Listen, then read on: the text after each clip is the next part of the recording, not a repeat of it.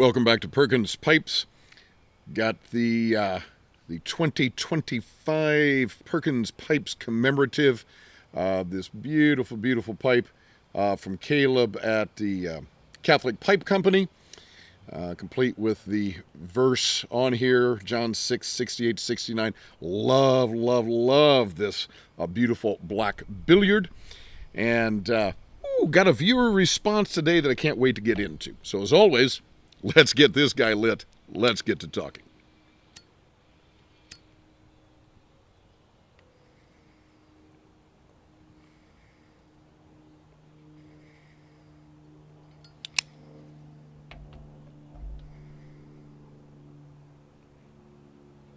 A few months ago, as of the recording of this video a few months ago,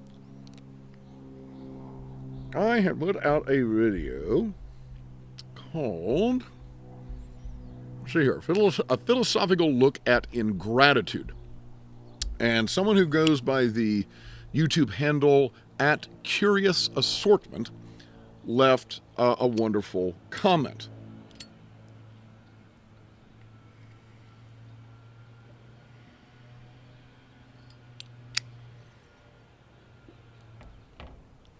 And we're talking about ingratitude. And he says, or she says, I don't really know who this is, says, this is another topic I hope that one day you do a video talk on, is The Necklace by Maupassant. A story that I've read several times and think about. The story is about human nature. Well, to be honest, I wasn't sure whether I had read the story or not. I since went out and read it, and even after reading it, I'm not sure if I had read it before or not. It seemed vaguely familiar to me, and perhaps I had. It's a famous short story from 1884 by Guy de Maupassant. And it has a twist at the end, so I'm not going to share all of the story with you.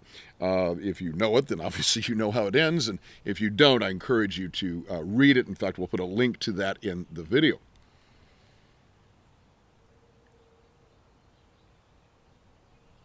But it starts off, the girl was one of those pretty and charming young creatures who sometimes are born, as if by a slip of fate, into a family of clerks. She had no dowry, no expectations, no way of being known, understood, loved, married by any rich and distinguished man. So she let herself be married to a little clerk of the Ministry of Public Instruction. And goes on from there, and she's unhappy because she is not a woman of high station. And her husband works to do things to help her, to make her feel loved, and nothing is ever quite good enough for her. And one day he gets an invitation to attend a society affair. He thinks it will please his wife, and he brings the invitation home. And her response is to start crying. "What's wrong, my dear?" Wants to know, and she says, "I don't have anything to wear. I have nothing to wear to such an event. Just give the invitation away. Just give it to somebody else at work. I can't go." He asks her, he says, "Well, how much do you think it would take to get a gown that would be appropriate for such an event?" She cites a rather high number. He had some money put away for himself, just to do a little something for himself. A trip with some friends, but he decided to give the money up, and he said, "Here, take the money, go buy yourself a gown." So she does. Comes time for the event, and she says, "I can't go." He says, "Why not? You've got the dress." She says, "I have nothing to go with it. I have no necklace to go with it." And the name of the story is The Necklace. She ends up borrowing a necklace from a friend. You can see right away on the box, this is an expensive item. She wears it. They get ready to go home, and she puts on her coat, and they get in the cab to go home. And they get home, and she realizes it's gone. Somewhere along the way, she has lost it. Perhaps when she was putting her coat back on at the end of the evening, because she certainly had it throughout the event. And so they go back out, they search everywhere, and they go to the man who drove the cab and can't find it. What are we going to do?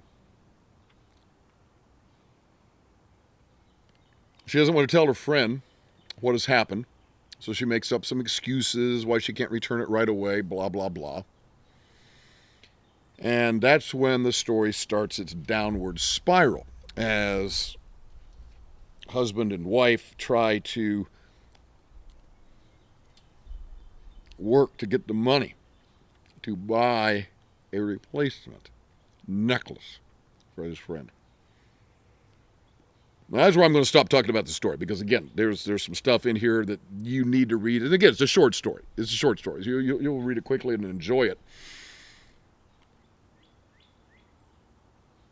So, first of all, to Curious Assortment, thank you for the recommendation of The Necklace by Guy de Maupassant. Whether I had read it before or not, like I say, I don't really remember, so might as well not have, because I got to read it perhaps for the first time, perhaps again, but at any rate, got to enjoy it very, very much, and I thank you for that. Thank you for that recommendation.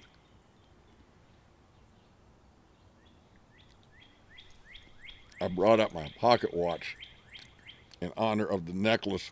This is the Perkins Pipe pocket watch that we were selling with the pipes at Catholic Pipe Company. It's got this year's cross. We'll see if we can get them both in the shot there. There we go. There we go. We got both crosses. I thought, hey, kind of cool, right? The necklace, kind of similar. Okay, there you go. By the way, as of the recording of this video, it is 3:12 in the afternoon.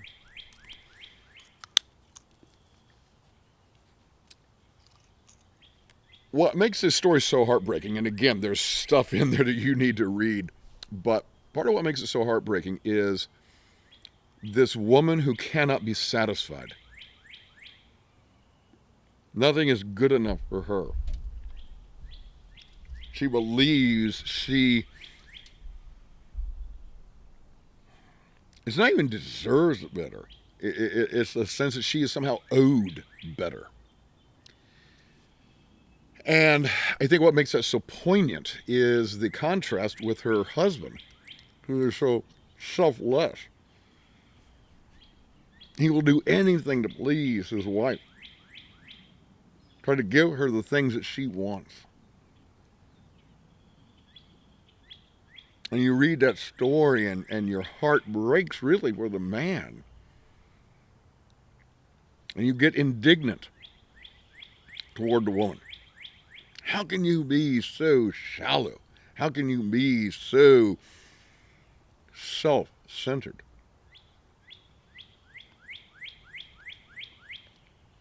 I'm trying to think. I really am trying to think. If there's anybody I know beyond one particular person like that. Perhaps I do. But there's only one person who's coming to mind. No, I'm not going to say who that is. Not that any of you would know anyhow. And let me clarify right away, it's not my wife, okay? My wife is the most selfless individual that I've ever met. She makes me look like a woman in the story, okay? I mean, she is, oh my goodness, she is one of the most giving individuals to our family and to friends and everybody else. And she truly wants nothing for herself. So hats off to my wonderful wife, Melissa. But But I did know somebody once. And it wasn't too far off in this story.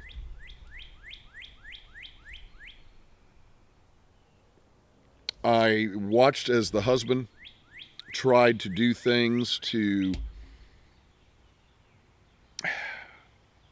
show love to his wife.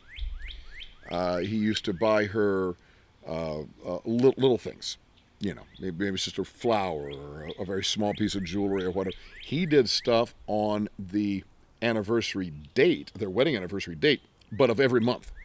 Right, so let's say you got married on the 15th, right? So the 15th of every month, he would do something for her, little notes and things. And you say, "Wow, that is really sweet and wonderful."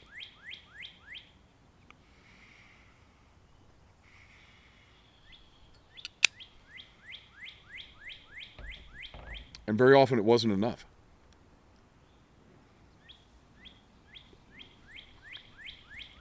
She'd say things like, "Well, you got me this before.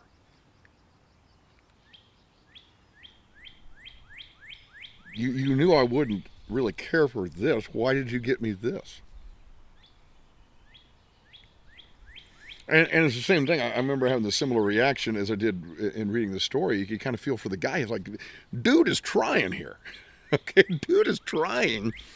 And what happened to the expression, it's the thought that counts?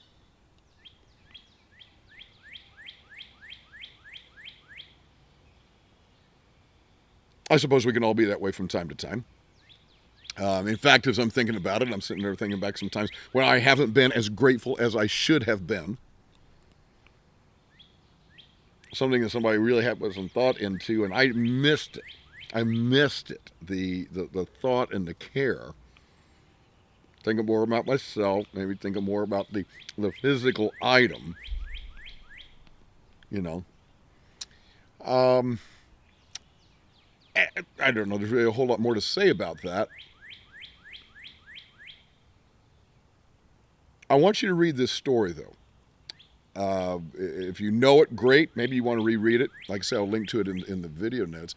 But I'd love to hear your thoughts about how the woman is characterized, how the man is characterized, and especially about how the second half of the story develops. What do you think about it? Is it a just ending? Is it an appropriate ending? Was it a surprise ending?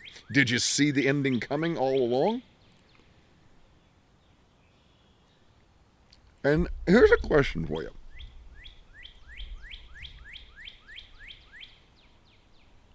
I was never in a position, this other person I'm speaking about, I was never in a position to say anything to these people. It wouldn't have been my place to do that. But what do you do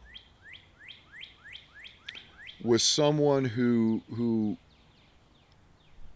I'll take it a step further, is really showing a cutting ingratitude? It's not just as I talked about in the other video about, you didn't thank somebody. And in that video, I talked about the Roman Stoic philosopher Seneca, who said, look,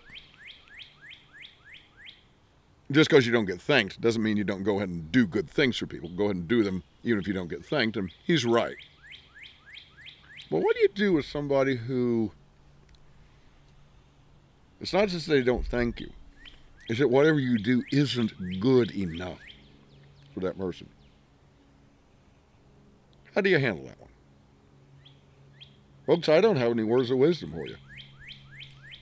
I'd really like to hear what you have to say about that situation. What I can tell you guys is this. I am grateful to all of you and your wonderful, wonderful comments. Comments that get me to read stories like The Necklace and so many other wonderful things. As Malcolm Guite likes to say, I do these little things in order at last to do nothing. Or as I like to say in Latin, Parva ago ut tandem, nihil agam. Have a wonderful day.